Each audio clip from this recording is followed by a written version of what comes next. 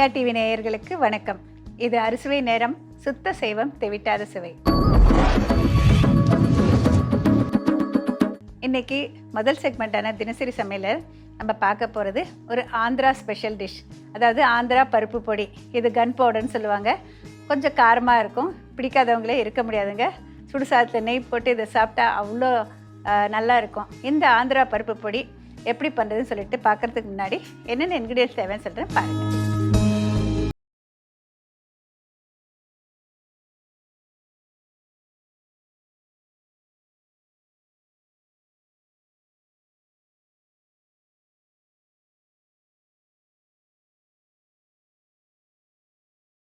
பூண்டு 10 பற்கள், உப்பு தேவையான அளவு. பருப்பு பொடி செய்கிறதுக்கான இன்க்ரீடியன்ஸ் எல்லாம் பார்த்துட்டிங்க இல்லையா? இதனுடைய அளவுகள் தாங்க ரொம்ப முக்கியம். அதாவது காரம் வந்து ஒருத்தருக்கு அவங்கவுங்க வீட்டில் யூஸ் பண்ணதுக்கு தகுந்த மாதிரி கூட்டியோ குறைச்சியோ சேர்த்துக்கலாம். இதுக்கு வந்து நெய் போட்டு வறுத்தா தான் ரொம்ப டேஸ்டியாக இருக்கும். இப்போ நான் வந்து முதல்ல இங்கே வந்து கொஞ்சமாக நெய் விட்டுக்கிறேன். ஒரு 1/2 டீஸ்பூன் 1 டீஸ்பூன் விட்டால் போருமானது. இந்த நெய்யில் வந்து முதல்ல மிளகா. நான் வந்து இந்த பெடிக்கி சில்லின்னு சொல்லிட்டு இது காரம் குறைவு ஆனால் கலர் நல்லாயிருக்கும் அப்படிங்கிறதுனால இதை போடுறாங்க. நீங்கள் எந்த மிளகா போட்டிங்கன்னாலும் உங்களுடைய காரத்துக்கு தகுந்த மாதிரி போட்டுக்கோங்க. ஒரு அழாக்கு எடுத்திங்கன்னா கிட்டத்தட்ட 8 மிளகா போடலாம். கொஞ்சம் கூடுதலாக எடுத்திங்கனாக்கா காரம் ஜாஸ்தியாக வரனாக்கா 10-12 கூட போட்டுக்கலாம். இப்போ முதல்ல வந்து இந்த நெய் வந்து இதில் கோட் ஆகணும். அது மாதிரி கோட் ஆனால் தான் நம்மளுக்கு வந்து அது பவுடர்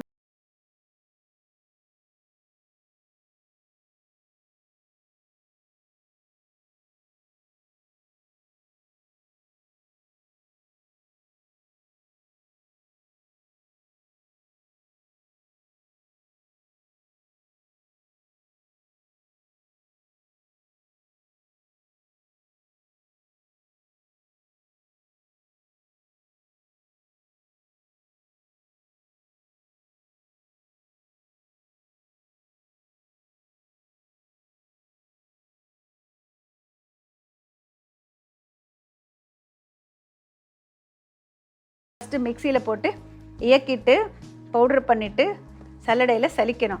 சலித்த பிறகு அந்த மேலே பிப்பி இருக்கு இல்லையா, அதோடு வந்து நம்ம பூண்டும் கொப்பரையும் சேர்த்துட்டு திரும்பவும் வந்து இயக்கணும்.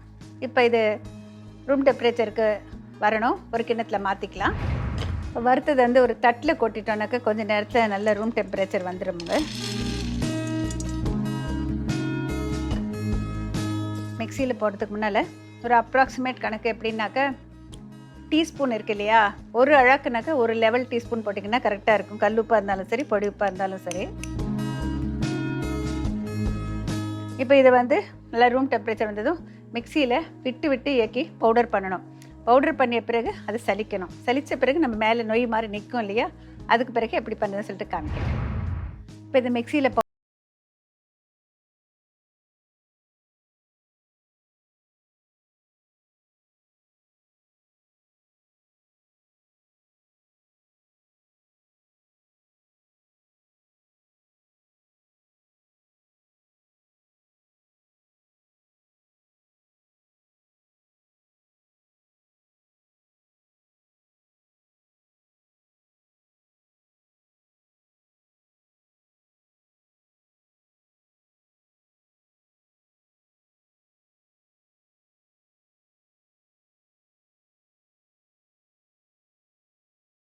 அடுத்த இது ஃப்ரை பண்ணது வச்சுருப்போம் இல்லையா, அது போடுறப்ப பண்ணிங்கன்னா கடைசியாக குருணை கொஞ்சமாக நிற்கும். இப்போ இதை மிக்சியில் போட்டு ஒரு தடவை இயக்கிய பிறகு இதோட கொப்பரையும் பூண்டும் சேர்த்து இயக்கணும். இப்போ பார்த்தீங்களா, அந்த குருணையை போட்டுட்டு இன்னொரு தடவை இயக்கியாச்சுங்க. கொஞ்சம் கோர்ஸாக தான் இருக்கும் அப்போ கூட. இப்போ இந்த பூண்டு உரிச்சதை சேர்த்துறேன். இதோட கொப்பரை.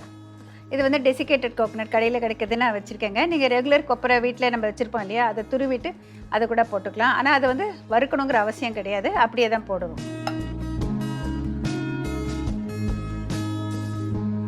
இந்த குவான்டிட்டி வந்து நம்மளுக்கு கூட்டியோ குறைச்சியோ போட்டுக்கலாம், நம்மளோட விருப்பம் தான். இப்போ இந்த ஸ்டேஜில் இதில் வந்து எண்ணெய் இருக்கும் இல்லைங்களா, அதனால் வந்து விட்டு விட்டு இயக்கணும். கண்டினியூஸாக ரன் பண்ணிங்கன்னா அது அப்படியே ஓரத்தில் போய் கம்மு மாதிரி ஒட்டிக்கும். அதனால் விட்டு விட்டு இயக்கணும். மதியில் ஒரு தடவை ஸ்பூனில் கலந்து விடணும். இப்போ பூண்டும் கொப்பரையும் போட்ட பிறகு இது பார்த்திங்கன்னா ஒரு கோர்ஸான பொடி மாதிரி ஆயிருக்கு இல்லையா. இப்போ இதை என்ன பண்ணணும்,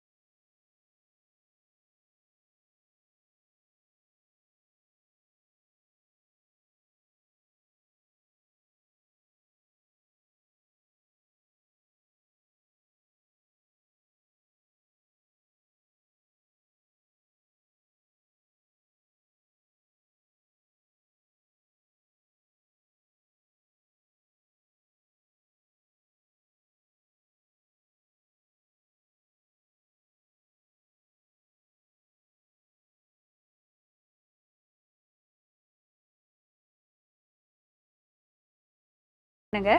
அந்த காலத்து உணவுகள் தான் நம்மளுக்கு வந்து எப்போவுமே நல்லதை செய்யும். அதுலேயும் நிறைய நியூட்ரிஷியஸாக நல்ல ரிச்சாக ப்ரோட்டீன் இருக்கிற மாதிரி நிறைய டிஷ்ஷஸ் இருக்குங்க. அதனால் குழந்தைங்களுக்கு இது ரொம்ப பிடிக்கும். ட்ரை பண்ணி பாருங்கள். எப்போதுமே உங்கள் வீட்டில் வந்து இது ஒரு ஷெல்ஃபில் இடம் பெற்றுடும் பர்மனெண்ட்டாக. ஆந்திரா பருப்பு பொடி எப்படி பண்ணிட்டு ஒரு ரீகேப் பார்க்கலாங்க. முதல்ல வானலியில் கொஞ்சமாக நெய் விட்டுட்டு சிகப்பு மிளகாய் போட்டு ஒரு செகண்ட் அப்படியே கலந்து விட்ட பிறகு பொட்டுக்கடலை சேர்த்துக்கோங்க. பொட்டுக்கடலை நல்லா சூடாகிற வரைக்கும் நல்லா கலந்து விட்டு அடுப்பை அணைச்சிடுங்க. ரூம் டெம்பரேச்சர் வந்த பிறகு அதோட தகுந்த உப்பு சேர்த்து மிக்சியில் போட்டுட்டு விட்டு விட்டு இயக்கி பவுட்ரு பண்ணணும்.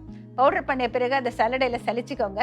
சலித்த பிறகு அந்த குருணையை மிக்சியில் போட்டு அதோட பூண்டும் டெசிகேட்டட் கோகோனட்டும் சேர்த்துட்டு விட்டு விட்டு இயக்கி பவுடர் பண்ணிய பிறகு சலிச்சு வச்சுருக்கிற இந்த பருப்பு பொடியோடு சேர்த்து கலந்துருங்க. ஒரு பிளேட்டில் வச்சு பரப்பி ஒரு நாள் முழுவதும் வச்சுருந்து அதுக்கப்புறமா பாட்டிலில் போடுங்க.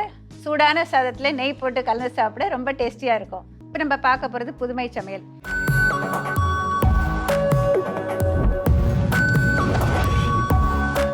புதுமை சமையலை நான் செஞ்சு காமிக்க போகிறது ஒரு ஹெல்த்தியான டிஷ் தாங்க. கோதுமை பொரி மிக்சர். இது எப்படி பண்ண சொல்லிட்டு பார்க்கலாம். என்னென்ன பொருட்கள் தேவைன்னு சொல்லிட்டு கவனமாக பாருங்கள்.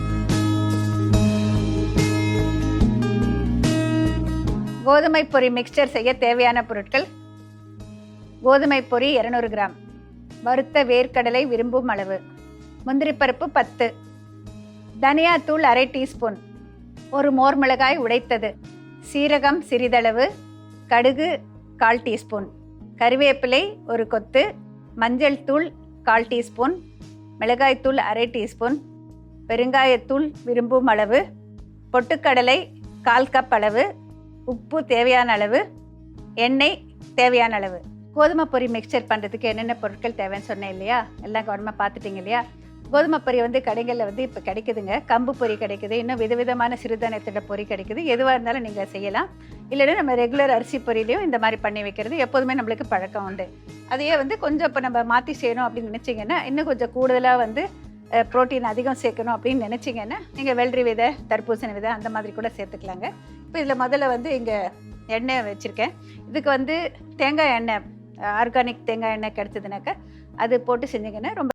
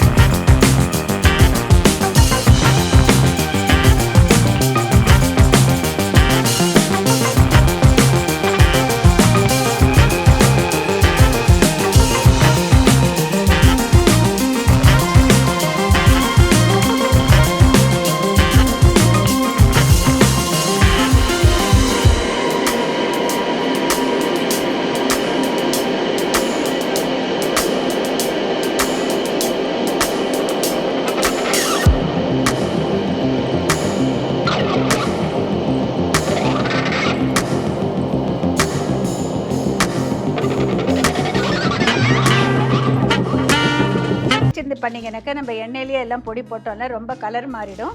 அதே மாதிரி அந்த பொடி போகிறப்ப நீங்கள் வந்து நிறைய குவான்டிட்டி பண்ணிங்கனாக்கா ஒரு தட்டில் தனித்தனியாக வச்சுக்கோங்க. கடுகு, சீரகம், பெருங்காயம், கருவேப்பிலை, மோர் மிளகாய் ஒரு தட்டில் வச்சுக்கோங்க. மீதி பொடி வகைகளெல்லாம் ஒரு தட்டில் வச்சுக்கோங்க. அப்போ ஒன்று அப்படியே போடுறதுக்கு ஈஸியாக இருக்கும். இப்போ இந்த கோதுமை பொரி மிக்சர் தயாராகிடுச்சுங்க. இது நல்லா வந்து ஆறிய பிறகு ரூம் டெம்பரேச்சர் வந்த பிறகு பாட்டிலில் போட்டு வச்சுக்கலாம். இது வந்து நல்ல ப்ரோட்டீன் ரிச்சு, ஒரு ஈவினிங் ஸ்நாக் வந்து ரொம்ப கம்ஃபர்டபுளான ஸ்நாக்கு. டயபெட்டிஸ் இருக்கிறவங்களது யார் வேணால் சாப்பிட்லாம்.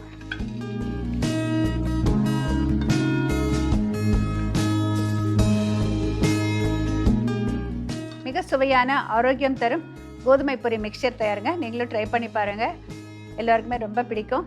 ஒரு கில்ட்டினஸ் இல்லாத ஒரு ஸ்நாக் அப்படின்னு சொன்னாக்க இந்த மாதிரி பொரி தாங்க. எப்போ பசிக்குதோ கொஞ்சமாக சாப்பிட்டாலே நம்மளுக்கு வயிறு நிறைஞ்சிடும்.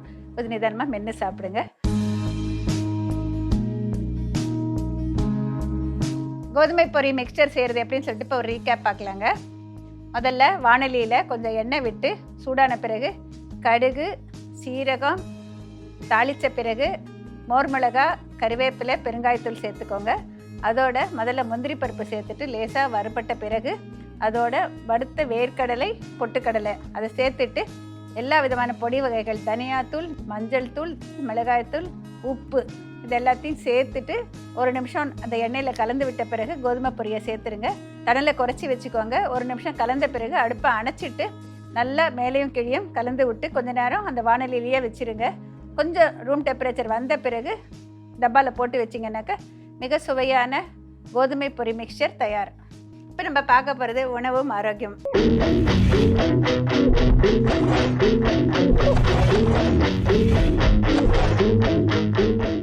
எப்போதும் போல நம்ம ஸ்டுடியோக்கு யார் வந்திருக்காங்க பார்க்கலாமா?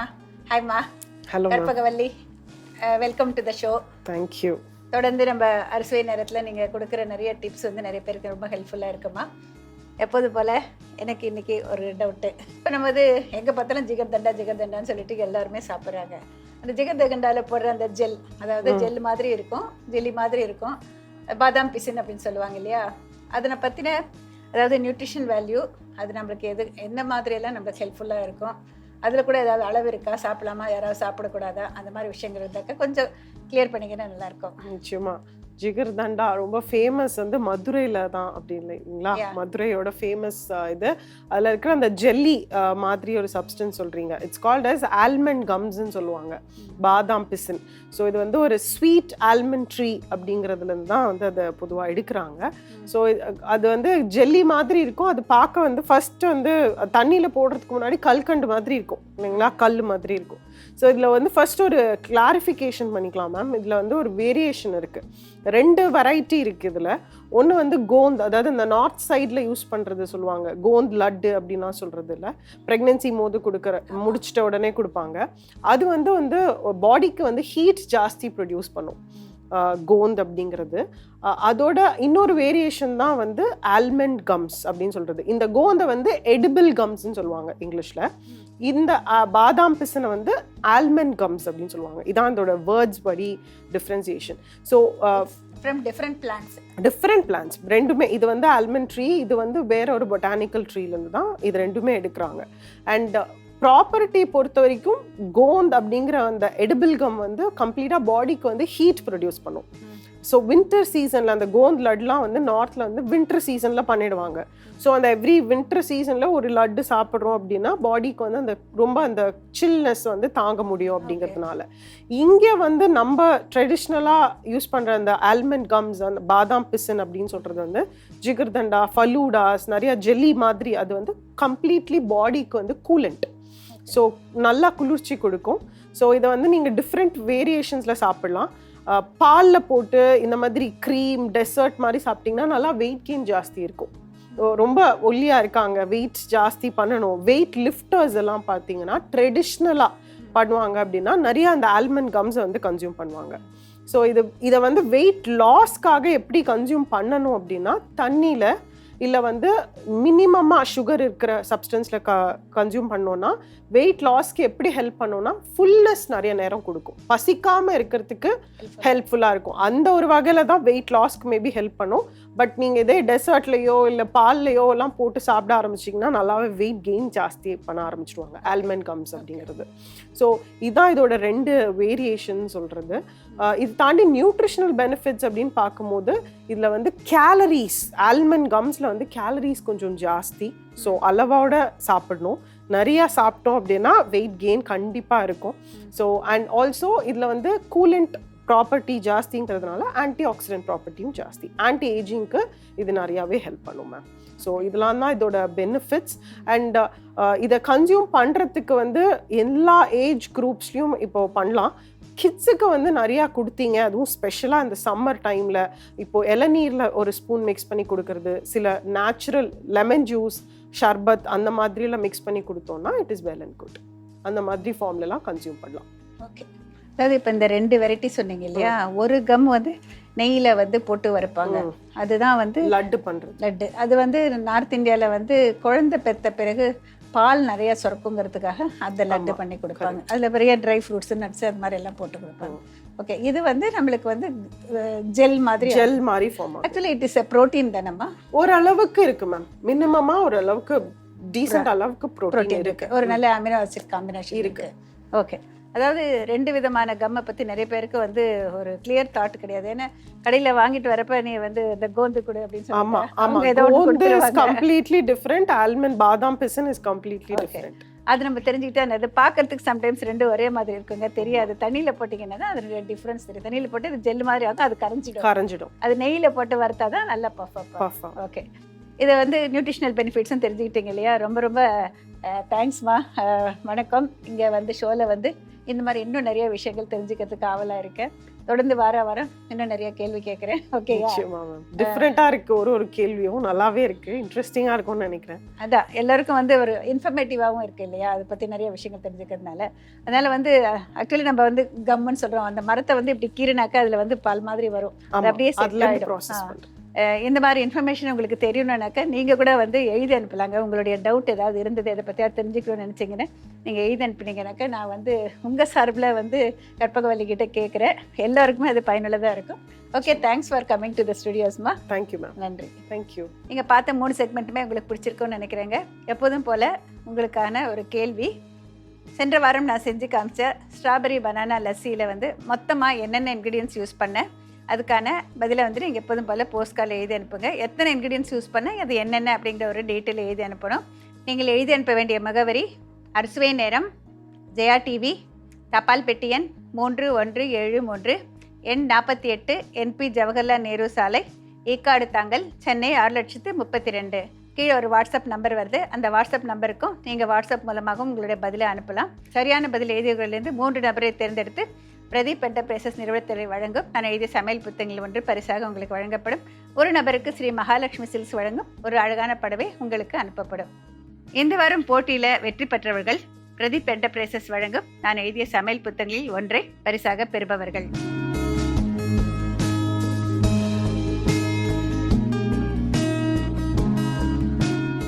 ஸ்ரீ மகாலட்சுமி சில்க்ஸ் வழங்கும் அழகான புடவை பரிசாக பெறுபவர். மீண்டும் அடுத்த வாரம் சந்திக்கும் வரை விடைபெறுவது உங்கள் மல்லிகா பத்ரிநாத். வணக்கம்.